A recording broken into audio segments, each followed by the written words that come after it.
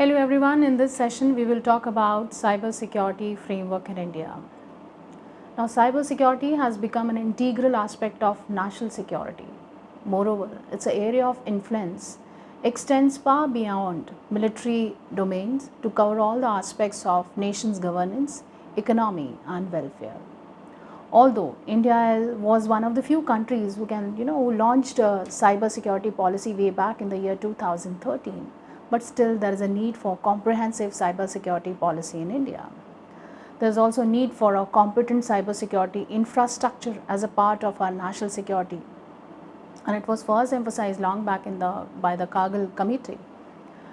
If we just look at the present scenario with the increasing importance of digital economy and added complexity of the few latest technology, maybe your artificial intelligence, machine learning, IoT, data analytics, cloud computing, cyberspace will become complex domain and giving rise to an issue of a techno-legal nature. So given this, there is an issue related to data sovereignty, data localization and internet governance and few more. So thus there is a need to build a strong cybersecurity architecture. We have to have a active cyber defense defined capabilities. We also have to have process in place to support federal, state and local government agencies, organization, critical infrastructure segments and industry. Since we're talking about the framework, the challenges and how we are going to handle that, so there are various major stakeholders with the Government of India who's taking care of the cyber security in a more comprehensive and in a very coordinated way of handling this.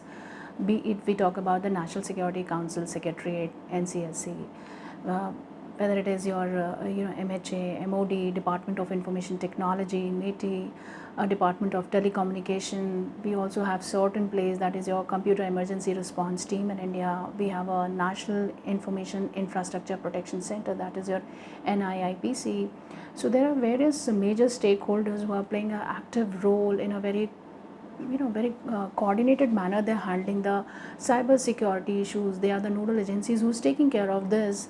Be it your Indian Cyber Crime Coordination Center, IFOC, who's playing a very crucial element of your cyber and information security division of MHA, is a nodal agency, and they have come up with the 7 components and handling the cyber security in a more coordinated manner. All the the components which are a part of it, from your awareness to threat analytics to your platforms reporting portal to your forensic to your training part. So it is a more comprehensive or a coordinated manner they are taking care of this. So we have a major stakeholders who are taking care of the nation's cyber security. But moreover, there may be an overlapping. So how we can think of having more coordinated approach in handling the cyber security in the upcoming times, because the challenges is going to be different.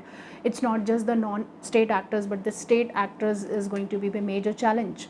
So there are various strategies in India with regards to the policy also. We have security, policy, compliance and assurance, that is a legal framework in place, be it your NCSP, that is your National Security Cyber Security Policy, NCSP 2013, and upcoming, which we are expecting very soonest, 2020 IT Act. There is amendment in the Act also. We are using certain best practices of ISO. We also have some security assurance framework by different IT companies, ITS companies and all. So whereas security, policy, compliance, assurance, the legal framework is there. Now we also have a security incident early warning and response agencies also, like I have mentioned about the CERT team. We have this capacity building, that is the awareness, cyber awareness things in place, skill development, competency development, R&D part. We also have this digital forensic centers, be it the national, or we also have the Gujarat one, then the national forensic laboratories are setting up in the different states also. So slowly and gradually we are taking a lot of steps in strengthening our cyber security when we talking about the policy.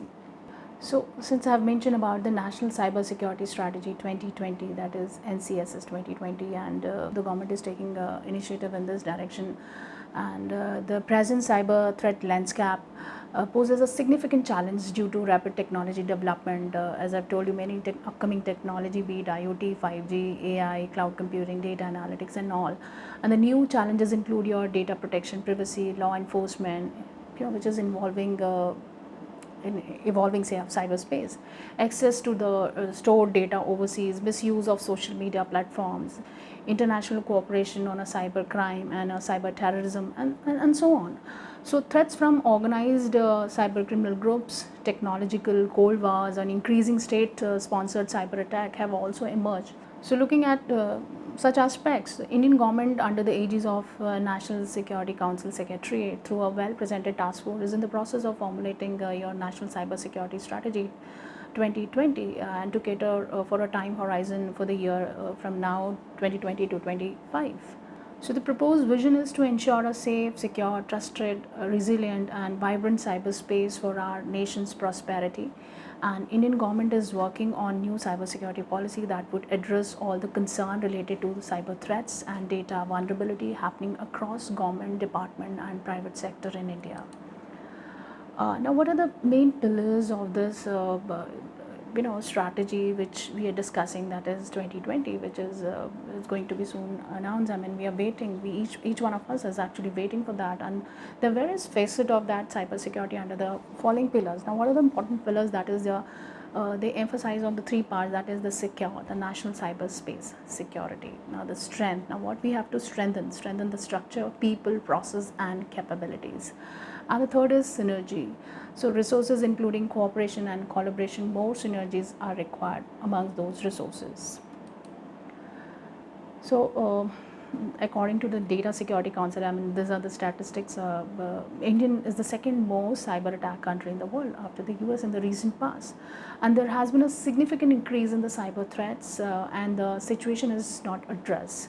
So this could impact the GDP of the country also massively in coming time. The average cost for a data breach in India has gone up to 7.9 since 2017. So to sum up the whole, cyber security framework, and we discussed the need, we have discussed the challenges, the factors, the major stakeholders, and what initiatives we have taken. So based on those major initiatives which we have identified, we're working on. I summarize the whole things in 4-5 points that. We have to continuously work on that cyber security policy, compliance and assurance. Security incident, that is early warning and response, more of security training, be it a mass capacity building awareness program, competency development, your R&D, securing the infrastructure, setting up more forensic labs, specific needs, making those technology enabled, and have a strong international collaboration also, that is the global forum for the discussion. So that is the initiatives which were already identified, and we have to have a very collaborative approach toward achieving those. Thank you all.